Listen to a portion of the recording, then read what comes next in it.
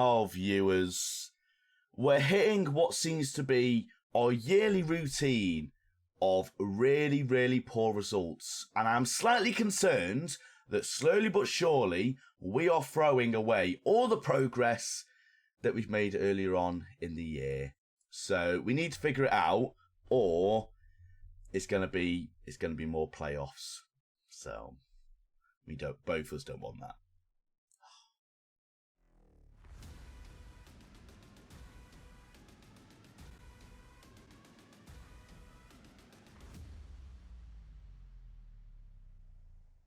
Welcome back, ladies and gentlemen, to episode 33 of the Sunderland Till I Die series here on Football Manager 2021. And before we go into the video, I would just like to apologise for the lack of videos over the past 2 or 3 weeks. There's been a mixture of things that has really hampered my ability to be able to put the videos out on a regular basis. A mixture of me being ill and me doing really weird shifts at work. But that is slowly but surely coming to an end, so we will be able to return to regular videos, but I would just like to apologise for that. Hopefully you're still invested in the Sunderland save just as much as I am. I've missed it. Hopefully you've all missed that this as well. Probably not me, because king of bottling, but other than that, hopefully you've all missed it just as much as I've missed it. But of course, if you do enjoy the series or this video, make sure you hit that like button, hit that subscribe button, hit that notification bell to be alerted when these videos are out. Now let's get into it. We're screwing it up. Fantastic. I'm loving it. I'm not loving it. I'm not loving it at all. Before we go on to our performances, I just want to give you some news.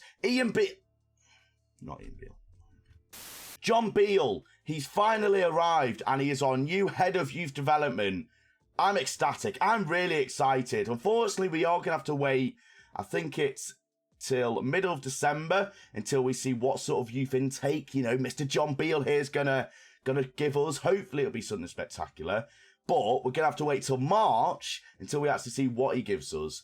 So we've got quite a long time until we see how good John Beale is. I'm personally very excited, and I think John Beale here is going to be bloody fantastic, and he's going to deliver us some absolute future Ronaldos, Messis, Neymars. It's going to be brilliant, and this guy's the key to it all, I'm telling you.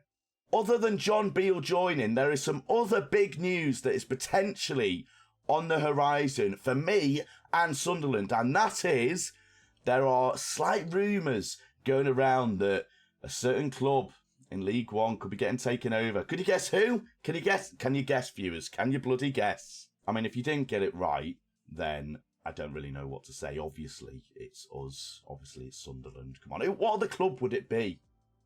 I don't actually know if this is how it works, but over the past year, we've been getting emails probably every month and a half, 2 months, saying that takeover rumours are not to be believed. And I know they're saying it's not to be believed. However, the fact that we're getting them sort of emails on a regular basis makes me think there is a small potential possibility that could actually happen. And to be honest with you, I would not be against it, because financially, we are still losing quite a lot of money monthly. So a takeover, I feel like, is the best thing for me, the current owner, and Sunderland as a club, because if I can't get the money I need to bring success to this club, then every single owner in world football is going to regret it, because success is guaranteed at Sunderland, I'm telling you. Success is guaranteed. Oh, but you haven't brought any success yet. Shut up. Shut up. Don't even go there. Don't even go there. So since the last episode, which was, of course, the humiliating, embarrassing defeat against Accrington Stanley in the FA Cup first round, we have played 5 games in total, 4 in the league, 1 in the Papa John's Trophy Northern Section group, where we already qualified, so that game didn't really matter. It would have been nice to win, obviously, but it didn't really matter. We are hitting a pretty bad run of form, and I am very, very concerned that if we continue this run of form, we are going to be out of the playoffs, because we do play Doncaster today, who are one of the teams that are in and around the playoffs looking to get into them spots. So if we lose today, our position is very precarious, and oh God, if we don't get the playoffs, it's going to be absolute bedlam. Oh God, no, please. Now, I am crossing my fingers that we can get out of this poor run of form fairly quickly, whether or not that is through getting a few wins together, changing tactics or personnel on the pitch. There's something's got to change, but every year it seems like on this save we hit like a poor run of form at some point in the season. And if we look at last year, I think it was quite late on. It was, so it's April. 4 draws and 1 loss in a month. So that was sort of our poor run of form last year. And then if we look at our first year with Sunderland, that poor run of form was like November, December, and it didn't last for too long. But obviously, we don't want to keep drawing and losing games on a regular basis, because my goal was to get automatically promoted, and we can't be drawing and losing the games that we've been drawing and losing over the past 3 weeks if we want to get into that position. And hopefully against Doncaster today, really tough game, we can put an end to this ridiculous run of form where I don't know what to do. I really don't know what to do. I think I'm going to change things for this game, to be fair. But obviously, since you were last here, Accrington Stanley game, the first game that you missed was a 2-0 defeat away from home against Wigan. There's 2 words that you are going to regularly hear me say over today's episode while I show you these games, and that is poor performance. And it all kick-started in this game against Wigan, away from home in the Papa John's Trophy. I don't know the full name. It's such a long name, I keep forgetting about it. But this was very much a game that didn't really matter because we'd already qualified, so this game didn't really have much on it. It was still very disappointing to lose because they did score 2 goals very, very early on. So the fact that we couldn't even muster 1 goal against them was pretty annoying. They obviously took the lead in 13th, then doubled their lead in the 18th minute. And as you can see from the ratings of all of our players, only Max Power, our captain, Max Power, is the only person with a positive rating. Everyone else really, really poor. And I honestly thought going into this game it'd be a win, it'd be an easy win against a pretty poor Wigan side. So I decided to put McKenna up top, and the less said about McKenna at the moment, the better, really, because he's just not progressing at all, and I'm concerned he's going to throw all of his potential away the way it's going. But 2-0 loss against Wigan, poor performance, only mustered 5 shots in the entire game, and expected goals, they had the better expected goals. But overall, Wigan were just a much better side and deserved the victory. If we look at their ratings, obviously they're naturally going to have a few players more than we do that have better ratings, but they were a lot better than us. We did have a disallowed goal in the 75th minute, which sort of put a nail in the coffin, really, sort of showed the way the game was going to go, and it finished that way with a 2-0 loss. So then the next game, I was hoping this would be the end of the poor performances we've been having, and that was against Bolton, a 2-1 win home victory against I think Bolton good, the 21st, so no, they're terrible. Sorry, Bolton fans. Where we did take a 2-0 lead. So instead of us going 2-0 down, we took a 2-0 lead. Pritchard getting a goal very early on. Unfortunately, Max Power was not able to put us in the ascendancy, a very commanding position before half-time by missing a penalty. But then we did manage to get a second goal to have that sort of cushion, courtesy of Embleton in the 59th. But they did get a goal back in the 69th minute, and with, 21 minutes to go, that is not a nice position to be in. A 2-1 up with 21 minutes to go plus added time is not a good position to be in. Bolton threw absolutely everything at us towards the end of the game, as you can see with the spike of the expected goals. But we were able to hold out, time wasting galore, a deserved victory, 3 points on the board. But unfortunately, this was not the end of our misery, where we did go to Oxford Stadium, the Kassam Stadium. 2-1 loss. It just doesn't end, viewers. It just doesn't end. We either score 2 goals or we can see 2 goals. And it was the exact same situation here against Oxford, a team that before this victory was outside the playoff spots. But by beating us, they did get themselves in the playoff spots. So this was a team that we are directly battling against this year to try and get ourselves into the championship. And losing against these lot wasn't ideal. Very, very poor performance from the boys. A few extra better ratings in this game than the past 2 with Embleton, Dunn, Hughes and 09 getting some okay ratings. But as you can see from the stats, Oxford with a much better side, more chances, and I'm pretty certain that our stats, 5 shots, 3 on target, is the exact same that we had against Wigan. So we are really struggling to get shots and even shots on target at the moment. So maybe a change of tactic might have to be the way forward. But it must be noted there are a few players that are really letting us down at the moment. One in particular is Calimundo. Of course, he had an absolutely fantastic start to the year on loan from PSG, and he's just not been on it. If we look at his form, how do I find his form? If we look at his form, look at that. Only 1 goal in, I don't know, how many. I mean, does this show all the goals? I don't know if it shows all the goals. For whatever reason, it's only shown he scored 1 goal, but he hasn't. But yeah, Calimundo has been really, really disappointing, not getting many goals at all for us. And there was high hopes put on this guy's shoulders, and he's just not meeting it at this moment in time. But I have faith he can get back to his start of season form. Or, well, we need him to get back to it, right? But they did take a 2-0 lead, courtesy of Halil Devizoglu.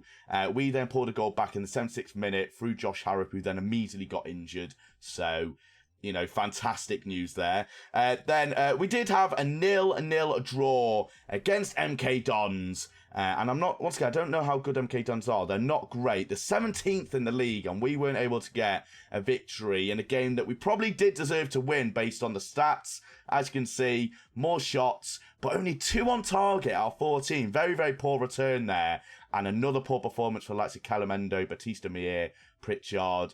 The attacking trio just aren't doing it at the moment, so that'll probably be something that we do change going into this Doncaster game. But MK Dons deserve a little bit of credit. They defended deep, they knew how to nullify our threat, and they got themselves a point out of it, which is probably a very valuable point, to be fair to MK Dons. And then the final game you did miss was a 2-2 draw. 2-2 draw away from home against Cambridge. A very entertaining game for the neutral, a very stressful game for both managers. A 2-2 draw against a very mid-table Cambridge side is the final game that you did miss. So we're not able to end on a high note. We have to settle with a point to each team. But as you can see, you can see from the goals, we had a goal disallowed in the 91st minute, which I feel like was a little bit unlucky, as we probably did deserve to win based off the chances that we did have.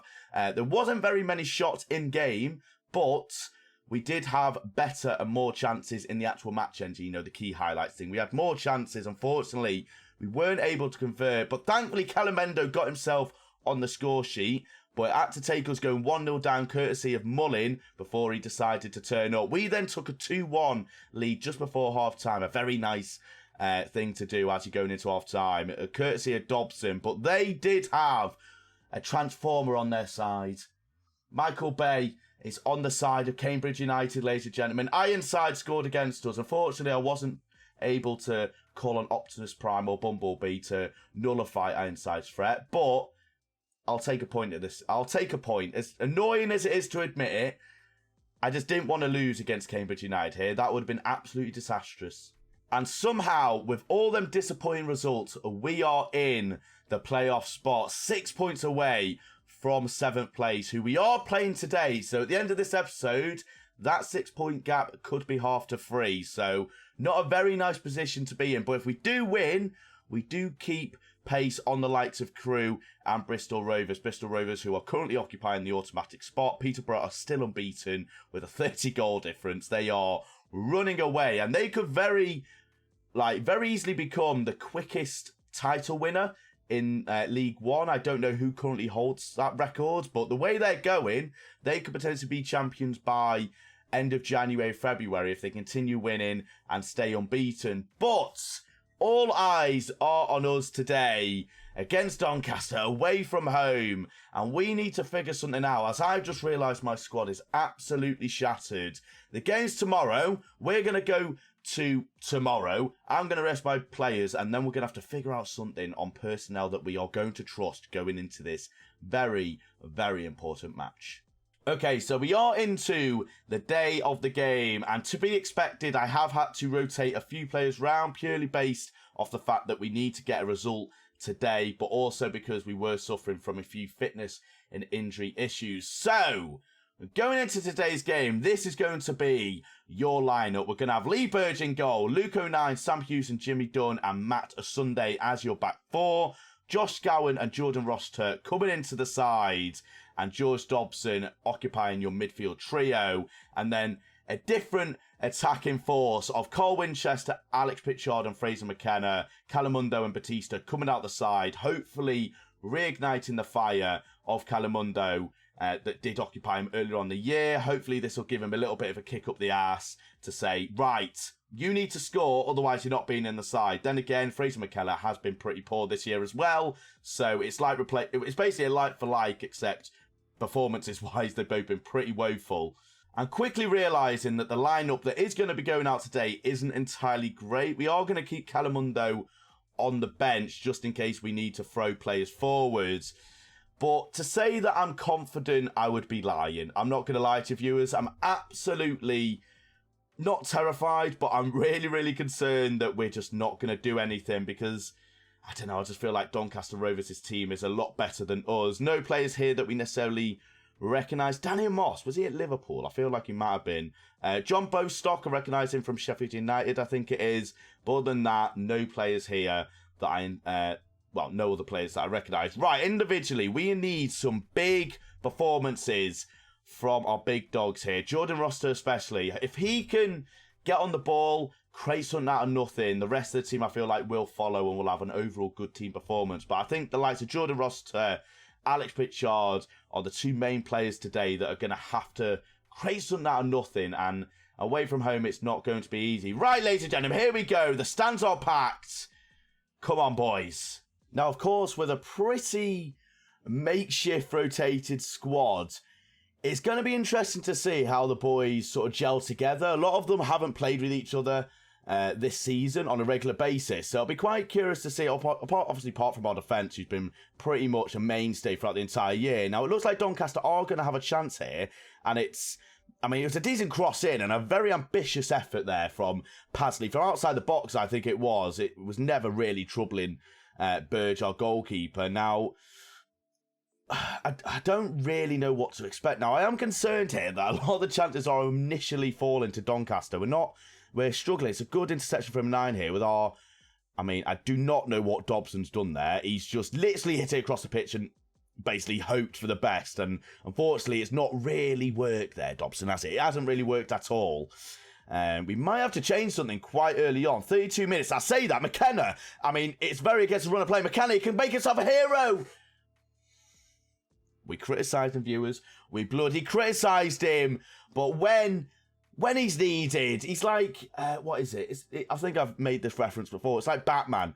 He's the hero we need. No, he's the hero we deserve, but the one we definitely need right now. That is not how it's said in The Dark Knight, but it's a lovely finish from McKenna. With the form he's been in this year, you probably wouldn't have much faith in him. You probably wouldn't be putting on a few bets on him scoring that, but he does put us 1-0 up. And very much against the run of play, as we do end up on level points with Crewe, who are in that automatic spot. As we go into half-time, 1-0 to the good. I didn't really expect this, if I'm honest with the viewers, so I'm not actually too sure. Now, because I'm an absolute horrible human being, you know what's coming. The Bombay doors are shut. Damn right, they're bloody shut. We're going to time waste. Do you see a team time waste at half-time? Well, you're seeing it now. As we go into the dressing room, all the players are very happy, and George Dobson is absolutely shattered. Now, do I change? I think I'm going to have to bring Dobson off because I feel like he's a little bit of a risk. Now, we do obviously have our captain, Max Power, to come in, who's very much a good player to bring on off the bench, right? So individually, let's see if we can potentially motivate the players a little bit more. Try and get something a little bit more out of the boys as we do go into the second half. Now, I'd be absolutely happy with no chances here. No chances for the entire second half. Unfortunately, Bristol Rovers are winning, and it's Pritchard with the ball in. Jimmy Dunn! You'd expect him to score. The goalkeeper was in no man's land there. Didn't really know what to do with himself.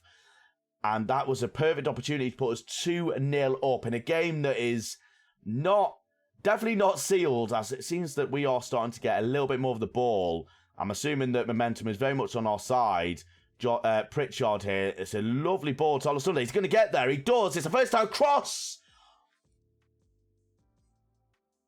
That was an unbelievable save there from whatever goalkeeper their goalkeeper is. Stegaius? I don't know how to say it. Swings and roundabouts, everyone. As the clearance is well away there from Doncaster and the potential for counter-attack, but FM says no, as we are having definitely the better of the game here. So I think it's a good opportunity now to actually bring on some more players. Now, Fraser McKenna, he may have got the goal, but I think we're going to bring on Calimundo to have a little bit more energy. We are also going to bring on... Actually, we're not going to make 3 subs. That we've seen this before. Making 3 subs early on in the game is a sin against Football Manager, and we don't want to make that mistake in a game of this magnitude. I tell you what, it's getting closer here, viewers. We're going to start playing for set pieces. Actually, I think let's start playing for set pieces. Try and see out the game. We'll bring on Kibi for Scowen. QB's obviously a much more defensive-minded player, as Doncaster are going to have to create some now nothing, as the game does slowly come to an end, and we do get the victory with a little bit more added time than what was suggested, 4 minutes added on, and that is an absolutely tremendous win by the boys, and that does give us a lot of breathing room from teams outside the playoffs. We are, 9 points clear of Doncaster and 10 points clear of Shrewsbury. That is an absolutely fantastic result, and it came off a hero that we never expected would be the hero, Mr. Fraser McKenna, and he's ended his goal drought as well. Hopefully that's a sign of fantastic things to come, as he is unfortunately still declining. Only 17 years old though, his first goal in 6 games, still a 6.64 rating, which does sort of highlight how bad he's been this year. But that is an absolutely fantastic result from the boys, and that does sort of hopefully bring an end to the poor run of form we've been on. Now, where do we want to come back for the next episode? Ooh, where do we want to come back for, ladies and gentlemen? I think there's only one game we come back for, isn't it? Of course it is. It's going to be the Crew game, who are currently in second place. That could be an absolute huge game for us. And then I'm looking at other teams around. From that, it's probably after Crew. We'll have to wait and see. But the next game is going to be against Crew, 2nd v 3rd potentially. So, of course, if you have enjoyed the video, make sure you hit that like button, hit that subscribe button, hit that notification bell to be alerted when these videos are live. And, of course, thank you all so much for watching. I really do appreciate it. I appreciate all the support despite my inconsistencies at the moment on YouTube. Once again, I do apologise for that. But take care of yourselves. Have a good morning, afternoon, or evening, wherever you're in the world. Stay safe. And I'll see you in the next episode. Goodbye.